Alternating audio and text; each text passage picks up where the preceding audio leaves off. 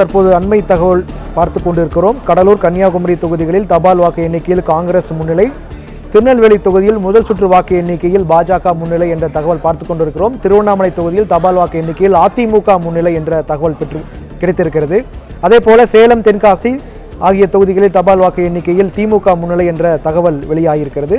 நாமக்கல் தொகுதியில் தபால் வாக்கு எண்ணிக்கையில் கோமாதேகே கட்சி முன்னிலை என்ற தகவலும் அண்மை தகவல் கிடைத்திருக்கிறது. விழுப்புரம் தொகுதியில் தபால் வாக்கு எண்ணிக்கையில் விசிக முன்னிலை வகிப்பதாக அண்மை தகவல் கிடைத்திருக்கிறது. நாகப்பட்டினம், திருப்பூர் ஆகிய தொகுதிகளில் அங்கு போட்டியிடக்கூடிய சிபிஐ கட்சி முன்னிலை என்ற தகவல் கிடைத்திருக்கிறது. மதுரை தொகுதியில் தபால் வாக்கு எண்ணிக்கையில் மார்க்சிஸ்ட் கம்யூனிஸ்ட் கட்சி முன்னிலை என்ற அண்மை தகவல் கிடைத்திருக்கிறது. தருமபுரி தொகுதியில் முதல் சுற்று வாக்கு எண்ணிக்கையில் பாமகவின் வேட்பாளர் சௌமியா அன்புமணி முன்னிலை என்ற தகவல் தற்பொழுது வெளியாகியிருக்கிறது. தொடர்ந்து விறுவிறுப்பான தேர்தல் முன்னிலை நிலவரங்கள் வெளியாகி கொண்டிருக்கிறது. இது குறித்து கூடுதலாக தொடர்ந்து நம் செய்தியாளர்கள் விவரங்களை கொடுத்துக் கொண்டிருக்கிறார்கள். ராஜ்குமரன், கூடுதல் விவரங்களை பதிவு செய்யுங்க. இந்த மக்களவை தேர்தலின் வாக்கு எண்ணிக்கை, முதல் சுற்று வாக்கு எண்ணிக்கை நடைபெற்று வரக்கூடிய சூழ்நிலையில் பல்வேறு இடங்களில் பாஜக கூட்டணி முன்னிலையில் இருக்கக்கூடிய செய்திகளை நாம் பார்க்க முடிகின்றது. குறிப்பாக திருநெல்வேலி மற்றும் தருமபுரி மக்களவை தொகுதியில் பாஜக கூட்டணியின் வேட்பாளர்கள் முன்னிலை பெற்றிருக்கின்றார்கள்.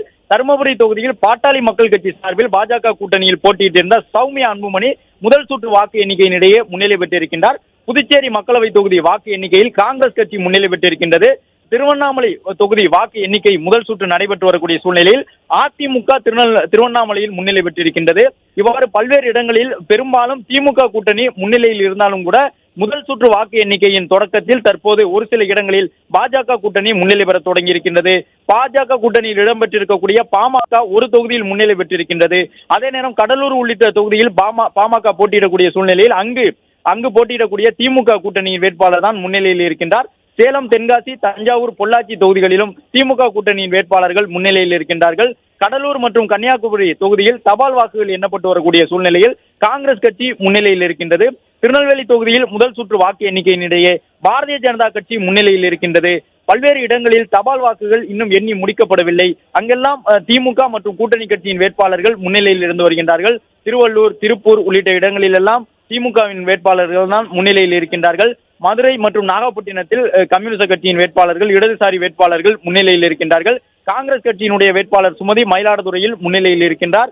அதேபோன்று ராமநாதபுரம் மக்களவை தொகுதியில் தற்போது வரை பாஜக கூட்டணியின் வேட்பாளராக இருக்கக்கூடிய சுயேட்சை வேட்பாளர் ஓ பன்னீர்செல்வம் அங்கு அவரும் கடும் போட்டியை ஏற்படுத்தக்கூடிய வகையில் அவருடைய வாக்கு எண்ணிக்கையும் முன்னிலை நிலவரத்தை ஒட்டி அமைந்திருக்கின்றது. திருநெல்வேலி தொகுதியில் தற்போது பாஜக தான் முன்னிலையில் இருக்கின்றது. கன்னியாகுமரி தொகுதியில் பாஜகவினுடைய முன்னணி வேட்பாளர் பொன் ராதாகிருஷ்ணன் போட்டியிடக்கூடிய சூழ்நிலையில் கன்னியாகுமரியில் காங்கிரஸ் முன்னிலை பெற்றிருக்கின்றது. சிவகங்கை தொகுதியில் காங்கிரசினுடைய வேட்பாளராக கார்த்திக் சிதம்பரம் போட்டியிடக்கூடிய சூழ்நிலையில் சிவகங்கை தொகுதியில் காங்கிரஸ் கட்சி முன்னிலை பெற்றிருக்கின்றது. சேலம், நாமக்கல் உள்ளிட்ட இடங்களில் கொங்கு மண்டல பகுதியிலும் திமுக தன்னுடைய முன்னிலையை தொடங்கி இருக்கின்றது. பெரும்பாலும் மேற்கு மாவட்டங்களில் அதிமுக கூட்டணி முன்னிலை பெறக்கூடிய வாய்ப்பு இருப்பதாக பார்க்கப்பட்டிருந்த நிலையிலும் தற்போது மேற்கு மாவட்டங்களிலும் நாமக்கல் உள்ளிட்ட தொகுதிகளில் எல்லாம் திமுகவும் அந்த முன்னிலை நிலவரத்தை ஒட்டி வரக்கூடிய வகையில் முதல் 2 இடங்களுக்குள் மாறி மாறி வந்து கொண்டிருக்கின்றது. திருச்சி தொகுதியில் வாக்கு எண்ணிக்கை நடைபெற்று வரக்கூடிய சூழலில் அங்கு மதிமுகவினுடைய வேட்பாளர், திமுக கூட்டணி வேட்பாளர் துரை வைகோ தொடர்ச்சியான முன்னிலையை பெற்றிருக்கின்றார். அதிமுக சார்பில் போட்டியிடக்கூடிய வேட்பாளர் கருப்பையா பின்னடைவை சந்தித்திருக்கக்கூடிய சூழ்நிலையில் முதல் சுற்று வாக்கு எண்ணிக்கையில் மதிமுக வேட்பாளர் துரை வைகோ தொடர்ந்து முன்னிலையில் இருக்கின்றார். அதேபோன்று பெரம்பலூர் மக்களவை தொகுதிக்கும் நமக்கு கிடைத்திருக்கக்கூடிய விவரங்கள், அங்கு திமுகவினுடைய வேட்பாளர் அருண் நேரு தொடர்ந்து முன்னிலையில் இருந்து வருகின்றார். ஒரு சில தொகுதிகளில் மற்றும் நாகப்பட்டினம் உள்ளிட்ட இடங்களில் இன்னும் முழு விவரங்கள் கிடைக்கவில்லை. அங்கு வாக்கு எண்ணிக்கை தொடங்குவதில் தாமதம் ஏற்பட்டிருக்கின்றது. அதே நேரம் பாட்டாளி மக்கள் கட்சி சார்பில் போட்டியிடக்கூடிய வேட்பாளர் சௌமியா அன்புமணி தபால் வாக்குகள் எண்ணப்பட்டு முதல் சுற்று வாக்கு எண்ணிக்கை நடைபெற்று வரக்கூடிய சூழ்நிலையில் தருமபுரி மக்களவை தொகுதியில் பாமக தன்னுடைய முன்னிலையை தொடங்கி இருக்கின்றது. விழுப்புரம் தொகுதியில் தபால் வாக்குகள் எண்ணப்பட்டு வரக்கூடிய சூழ்நிலையில் விடுதலை சிறுத்தைகள் கட்சியினுடைய வேட்பாளர் முன்னிலையில் இருக்கின்றார். அடுத்தடுத்து சிதம்பரம் தொகுதியினுடைய முன்னிலை நிலவரங்களும் நமக்கு கிடைக்க வருகின்றன. அதையும் பதிவு செய்ய இருக்கின்றோம். தற்போது அளவில் தமிழகத்தின் பல்வேறு இடங்களில் கிட்டத்தட்ட 30க்கும் கூடுதலான இடங்களில் திமுக கூட்டணி கட்சியின் வேட்பாளர்களும் முன்னிலையில் இருந்து வரக்கூடிய சூழ்நிலையில் ஒரு சில இடங்களில் திருவண்ணாமலை உள்ளிட்ட இடங்களில் அதிமுக வலிமையான போட்டியை தரக்கூடிய வகையில் அவர்களும் முன்னிலையில் இருந்து வருகின்றார்கள். வட சென்னை, மத்திய சென்னை, தென் சென்னை என்று எடுத்துக்கொண்டோம் என்றால் வடக்கு மற்றும் மத்திய சென்னையில் திமுக ஒரு தெளிவான முன்னிலையில் இருக்கின்றது. அதே நேரம் தென் சென்னை தொகுதியில் திமுகவிற்கும் அதிமுகவிற்கும் பாஜகவிற்கும் இடையே கடும் போட்டி நிலவும் என்று சொல்லப்பட்டிருந்த நிலையில் தபால் வாக்கு எண்ணிக்கையிலேயே தென்சென்னை தொகுதியில் கடுமையான போட்டி நிலவுகின்றது. அங்கு இன்னும் முன்னணி நிலவரம் யார் என்று அறுதியிட்டு சொல்ல முடியாத அளவிற்கு முதல் சுற்று வாக்கு எண்ணிக்கை தொடங்கி இருக்கக்கூடிய சூழ்நிலையிலும் தென்சென்னையில் கடும் போட்டி இருக்கின்றது.